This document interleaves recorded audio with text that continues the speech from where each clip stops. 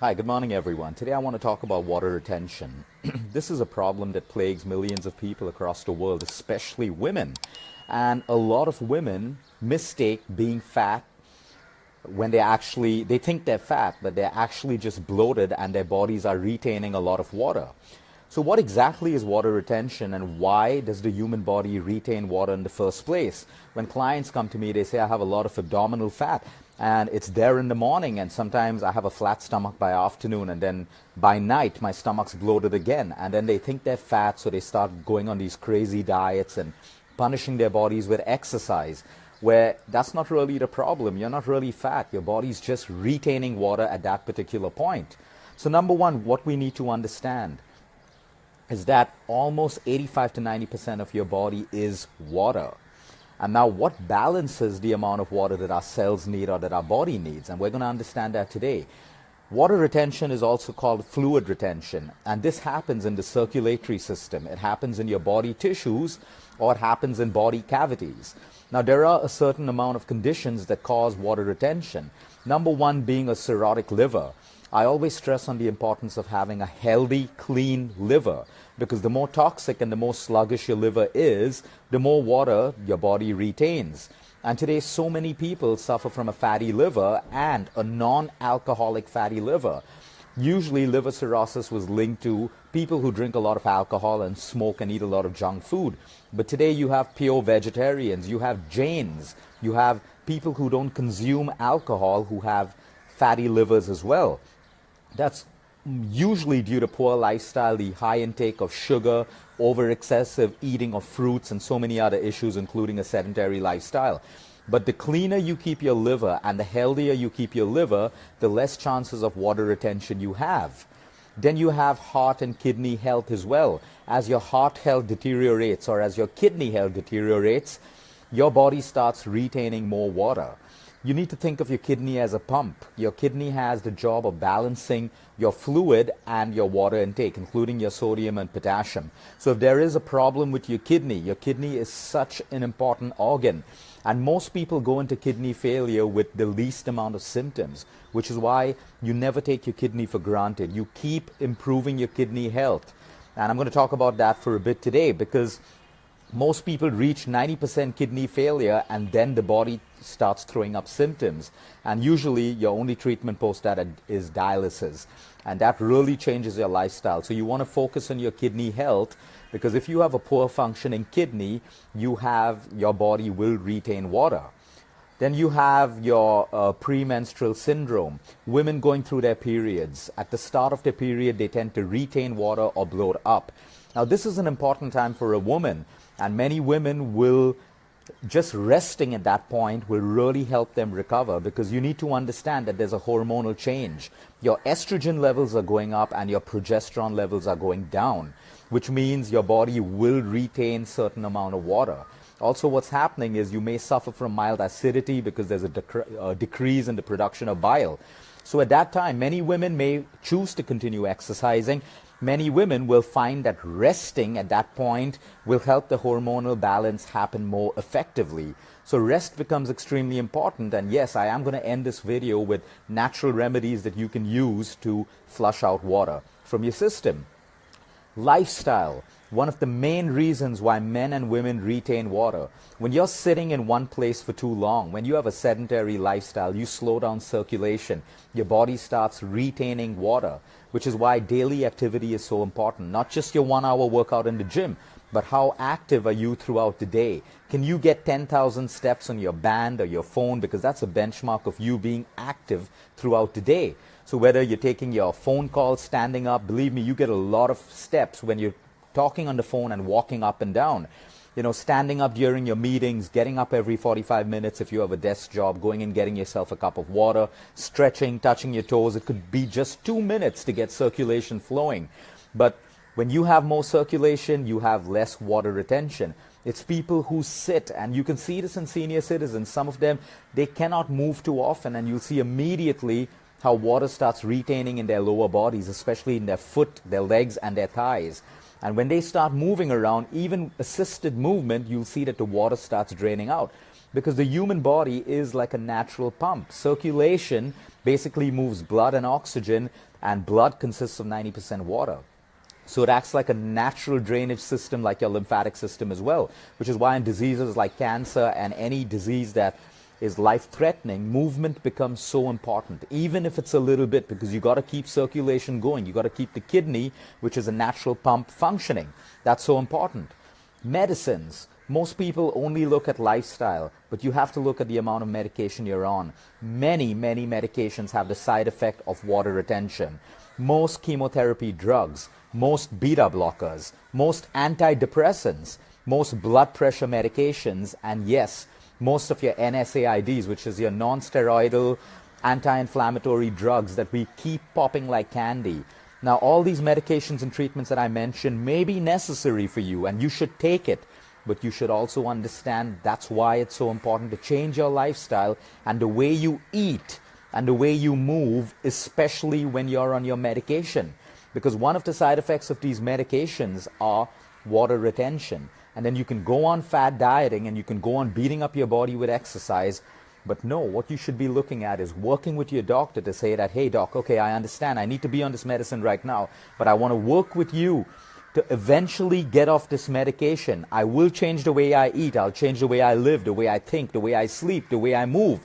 But I want to work on tapering off these medications because the side effects of these medications are destroying me eventually. So we have to understand that popping medication as a quick fix is not the only answer. It is designed to make you feel better. It is designed to make your medical parameters look better on your report. But it comes at a cost. It comes at a compromise of your own health. So whatever medication that you may be on today, blood pressure medication, you can't just get off it. You can't just stop it. You can't decide to get off it without your doctor knowing. But you should know that whatever attempts you make to change your lifestyle, to reduce your blood pressure normally will help your doctor make that decision to reduce your medication, and you'll see that your water retention and the side effects that those medications cause slowly get lesser and lesser. And we have hormones like I spoke. A lot of women and men go to hormonal changes. Women more often because of the lack of sleep, where your hormonal balance doesn't get complete at night. Junk food, stress, emotional internalization, moving from one thing to another. This creates a hormonal imbalance. Again, high estrogen, low progesterone, water retention. We need to understand that the human body requires sodium. And that's where we're coming to the lifestyle changes required. Your body requires sodium because sodium has a function of binding onto water, retaining water in your cells and outside of your cells for bodily functions. You need water in your body, especially if it's 80 to 90% water and your blood is 90% water. So your sodium in your food and sodium in your body binds onto water and maintains that level that your body actually needs. Now the problem is when we have more sodium in our diet, every extra gram of sodium in your body that your body doesn't require, the body retains that water. That's what sodium is designed for. So you'll notice that you don't suffer from too much of bloating when you eat your own home-cooked food. But the moment you start eating restaurant food or food from outside, where people don't care about the amount of salt that goes in, because we all understand that salt makes the food more tasty. And to sell food, you got to sell taste, or people are not going to eat it. Every extra gram of sodium in your body will make you retain water.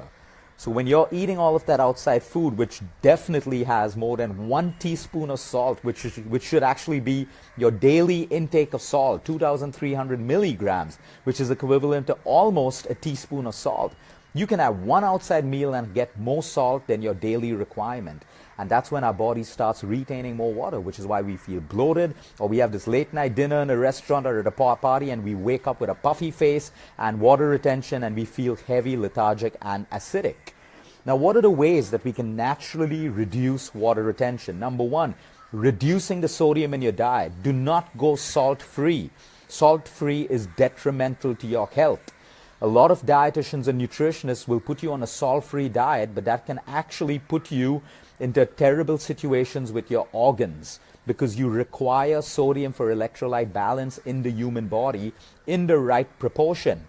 So a lot of people with high blood pressure decide to go on salt-free diets. Please do not do that. You'll be doing more harm. balance the amount of sodium in your diet. Another important mineral to reduce water retention is magnesium. We've spoken about this powerful mineral which has over 300 to 500 functions, enzymatic functions in the human body. You find magnesium in your nuts like your almonds, your walnuts, your bananas, your whole grains, and even dark chocolate. And the more magnesium you have within the right range in your body, the less sodium you have. So if you have too much of sodium in your system, magnesium can actually balance that. For women going through the period cycle, a very important vitamin is vitamin B6. This is found in bananas, this is found in potatoes, this is found in walnuts. Because like I mentioned, pre-menses, your estrogen goes up and your progesterone comes down. B6 balances that. So you can get B6 in a normal B-complex vitamin that your doctor may prescribe for you, or just eating a diet that's rich in banana, walnuts, potatoes. That should give you sufficient B6 to balance the bloating during your period cycle. Also, the mixture of jaggery, pure jaggery and black sesame seeds is known to reduce bloating, especially before your period, and also reduce the period cramping. It's excellent. The combination of jaggery and black sesame seeds, again, that's from traditional India, where your mother probably made these little laddus of jaggery and sesame seeds with a little bit of ghee or coconut oil, and that prevented bloating, and that gave you cramping relief. You can pop all the cyclopams that you want, but again, that's doing damage to your gut. Quick relief, but damage to your gut. Potassium. We need to eat a diet rich in potassium if we have too much of sodium in our body, because potassium balances the sodium levels in our body. And where do we find potassium? Bananas, tomatoes, avocados, nuts, seeds, natural foods. But again, check with your doctor, because sometimes if you have high potassium levels and low sodium, that needs to be balanced naturally. Okay? And refined carbs. When you eat your refined carbs, all of your processed carbs, guess what happens? You spike up your blood sugar levels. Then your body got to produce more insulin. Now you have high insulin. When you have high insulin, guess what happens? It retains sodium. Your body retains sodium, which explains why after having that processed white cheese, white sauce pasta, you tend to feel bloated up, because that's a white refined carb. It shot your sugar levels up, your body produced more insulin, and now your body gets into a process of retaining sodium, which means retaining water. Refined carbs increase sodium in the body, which increases the way that your body retains water. So what are the quick remedies? Move more. Do not sit in one place for a long time. Get that magic number of 9,000 to 10,000 steps in a day, and I can promise you it will change your life, even if you've not worked out for 1 hour a day. But you're getting that 10,000 steps a day. It means you're active. It means you have better control over water retention. Drink water. Okay, a lot of people think that, oh, I'm retaining water, so let me decrease my intake of water. It is so important that you understand that if you have low water intake, guess what? Your body is going to retain the little water that it has, because it's not getting water from an external source. So if you cut down on water, you're going to feel bloated. Try this out. Don't drink water for a couple of hours, and you'll see that you start bloating up, because your body retains the little water that it has, because it needs to maintain that water level in your body. Quick remedies: parsley and coriander. Take about 250 grams of coriander, 250 grams of parsley, and keep boiling this in water. Strain it, you have a yellowish liquid. Drink that, flushes out water from your system. Again, check with your doctor, because you need to know your sodium and potassium levels for this. Fennel, your soft. This is the simplest way. Take a tablespoon of soft and a teaspoon of ajwain, which is also called bishop's weed, and soft is called fennel in English. You boil this in 4 cups of water, reduce it to 2, and you drink it. It works like a natural diuretic, flushing out water from your system. Barley. Buy pearl barley, boil about 3 tablespoons in 3 cups of water, reduce it to half, squeeze in a little bit of fresh lemon, and you have a natural diuretic that can flush out water from your system. Let me see if I have any points left. These are the quickest remedies. Diuretics are available easily in the market, but if you misuse diuretics like Lasix, a lot of women out there, before going out for parties and weddings, they pop in Lasixes so that it flushes out water from their system, and they look less bloated, and their abdominal and their stomachs get flatter. Let me tell you, that is the most dangerous thing that you can do, because the Lasix is designed to get into your kidney, and you have these little loops. It blocks these loops from producing potassium so that your sodium gets lower and you don't retain water and you flush water out of your system.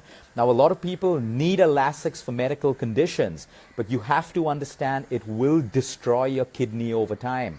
So these are natural diuretics, the fennel, the soft, the ajwain, your parsley, your coriander, movement, drinking the right amount of water, managing your periods the right way before and after. You do these things eating the right way. Remember, overeating will make you bloat up, because if you're overeating, you're eating more than your body requires, and that food has salt. So you're also overeating salt, which automatically makes you retain water. It all comes down to that one drug, which is inexpensive and practically free. It's called lifestyle. Have a good day, everyone. Until next time, eat smart, move more, sleep right, and breathe deep.